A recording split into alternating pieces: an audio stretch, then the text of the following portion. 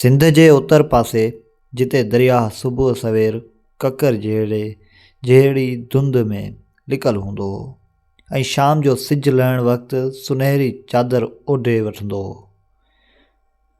उते ॿाहियूं नाले हिकु पुराणो ॻोठु आबाद हो।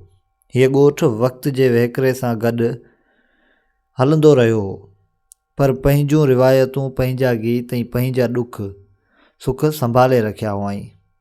हिते जा माण्हू ज़मीन सां ॻंढियल हुआ, संदन हथनि में मिटी हुई ऐं दिलनि में दुआ। उन ॻोठ में सूमर नाले हिकु नौजवान रहंदो हो, जंहिंजी ज़िंदगी जी शुरूआत ई विछोड़े सां थी हुई। चवनि था त जॾहिं हू ॼाओ हो तॾहिं दरिया में ओचितो ॿोॾि आई हुई। उन ई राति संदसि पीउ पाणी में वही वियो ऐं कुझु महीननि खां पोइ माउ बि ॾुखनि में दुनिया छॾण ते मजबूर थी वई। ॻोठ वारनि खेसि यतीम सॾियो, पर पोढ़ी औरत माड़ी खेसि पंहिंजो साहु बणाए वरितो हो। माड़ी पाण बि वक़्त जी मार खाधल हुई। संदसि चहिरे ते लकीरूं कंहिं पुराणे किताब जहिड़ियूं हुयूं, जिन में विसरियल ॻाल्हियूं लिकल हुयूं। हूअ सूमर खे रुॻो पालींदी न हुई, पर खेसि ॿुधाईंदी हुई त दरिया सां कीअं ॻाल्हाइजे, मिटी खे कीअं सम्झाइजे ऐं ख़ामोशी में कीअं ॿुधिजे। सूमर जॾहिं शाम जो थकिजी घर मोटंदो हो त माड़ी खेसि पुराणियूं लोक कहाणियूं ॿुधाईंदी हुई। कहाणियूं उन्हनि माण्हुनि जूं जेके वाइदो निभाइण लाइ पाण खे विसारे वेंदा हुआ। सूमर जे अखियुनि में हमेशह उदासी रहंदी हुई, पर उहा उदासी कमज़ोरी न हुई, उहा सबर हुई।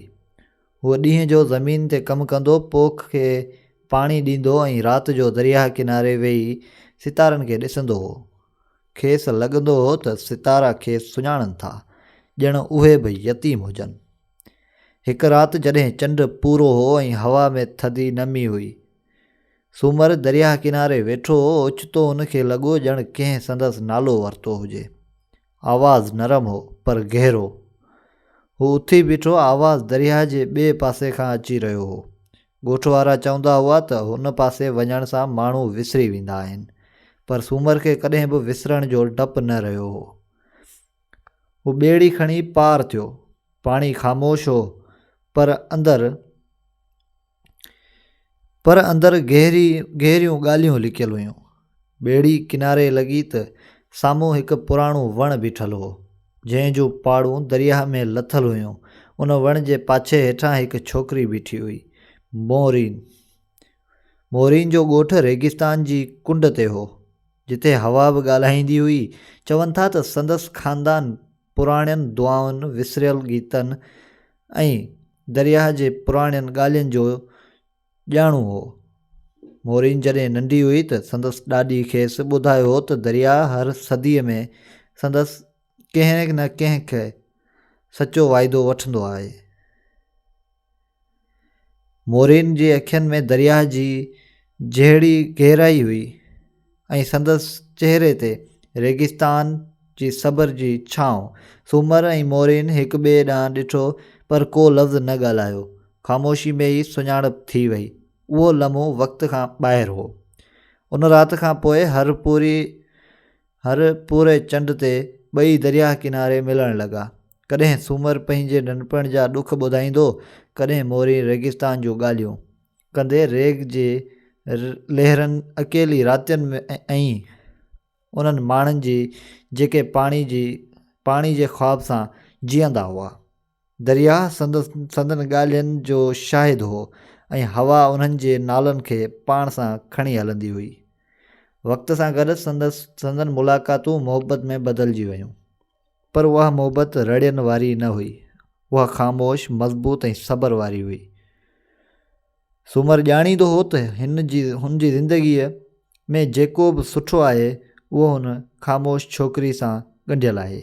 मोरीन ॼाणींदी हुई त दरिया हिकु ॾींहुं पंहिंजो कर्ज़ु ज़रूरु वठंदो। हिकु साल आसमान कंजूस थी पियो। मींहुं न वसियो, ज़मीन टुटी पई, खूहनि जो पाणी हेठि लही वियो। ॻोठ में ॿार रोइण लॻा, पोढ़ा दुआ करण लॻा ऐं नौजवान मायूस थियण लॻा। दरिया जो वेकिरो बि घटिजी वियो, ॼण हू बि सोच में हुजे। माड़ी हिकु शाम ॻोठ वारनि खे चयो त हीअ सिक फ़क़ति पाणी जी न आहे, हीअ वादनि जी सिक आहे।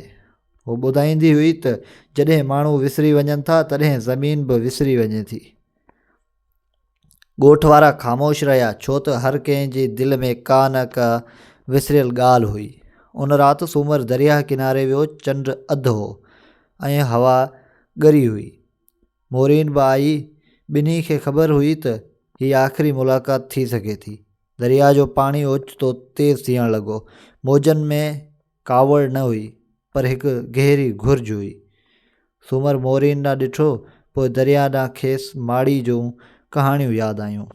उहे माण्हू जेके पाण खे विसारे ॿियनि खे बचाए विया हुआ, हू बिना लफ़्ज़नि जे पाणी में लही वियो। मोरीन जी रड़ दरिया जे आवाज़ में गुम थी वई।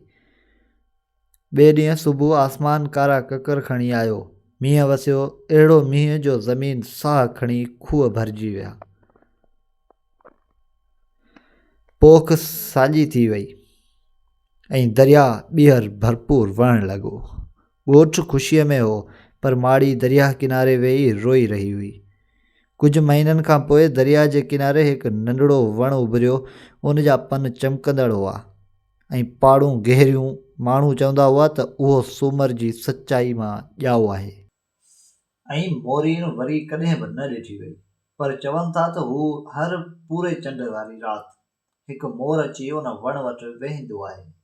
अॼु बि जॾहिं सिंध जी कंहिं कुंड में सिक पवे थी त पोइ ओचितो मींहुं वसे थो, त माण्हू चवनि था त कंहिं न कंहिं सूमर पंहिंजो वाइदो निभायो आहे ऐं दरिया वरी बि राज़ी थी वियो आहे।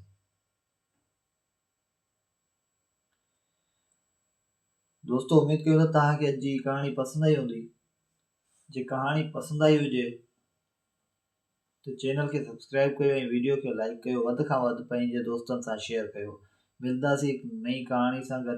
तेसीं ताईं रखो पंहिंजो ख़्यालु। अल्लाह हाफ़िज़।